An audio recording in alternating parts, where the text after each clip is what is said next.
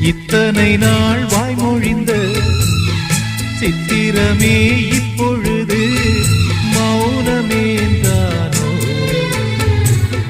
மின்னலென மின்னிவிட்டு கண்மறைவாய் சென்று விட்ட மாயம் நீதானோ?